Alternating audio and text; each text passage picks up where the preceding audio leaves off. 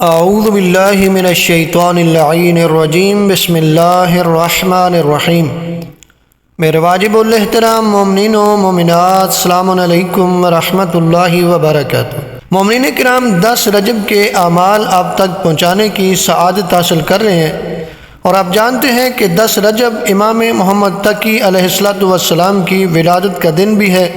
تو سب سے پہلے تمام مومنین و مومنات کی خدمت میں اور بالخصوص اپنے وقت کے امام زمان اجل اللہ تعالی فرج الشریف کی خدمت میں ہدیہ تبریک پیش کرتے ہیں، اور دعا گو ہیں کہ اس عظیم دن کے صدقے میں پروردگار ہم سب کی تمام تر جائز دعاؤں کو قبول فرمائے، اور پروردگار ہماری مشکلات کو دور فرمائے۔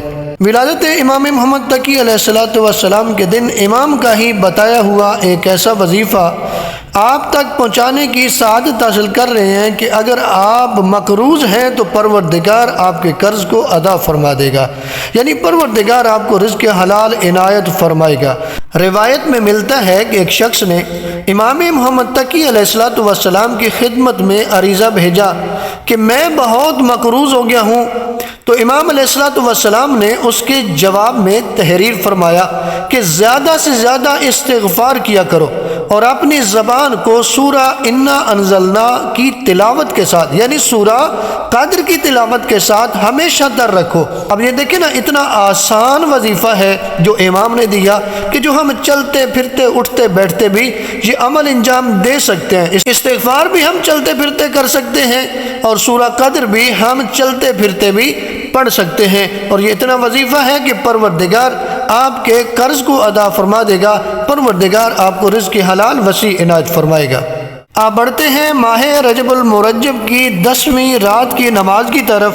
12 رکعت نماز ہے جو نبی اعظم صلی اللہ علیہ وآلہ وسلم نے بیان فرمائی۔ 2 رکعت کر کے پڑھیں گے، یعنی 6 نمازیں آپ پڑھیں گے۔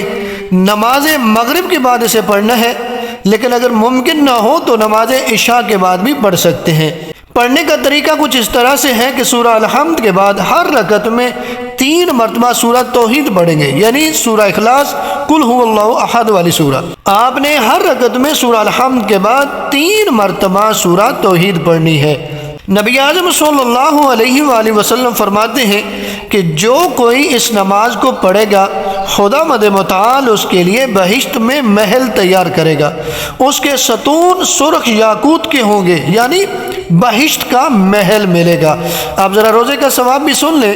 نبی اعظم صلی اللہ علیہ وآلہ وسلم فرماتے ہیں کہ جو ماہ رجب میں 10 روزے رکھے گا تو خدا اسے درخشاں، مروارید اور یاقوت سے مزین 2 سبز رنگ کے پر عطا کرے گا، جس کے ذریعے یہ ہوا کی طرح پرواز کرتا ہوا پل صراط سے جنت میں داخل ہو جائے گا، یعنی یہ ہوا کی طرح پرواز کرتا ہوا پل صراط عبور کرے گا اور جنت میں داخل ہو جائے گا، اور اس کا شمار مقرب خدا اور عادل افراد میں ہوگا، گویا اس نے 100 سال اللہ سے اجر و ثواب چاہتے ہوئے نمازیں پڑھی ہوں اور صبر کے دامن کو ہاتھ میں تھامے ہوئے رکھا ہو۔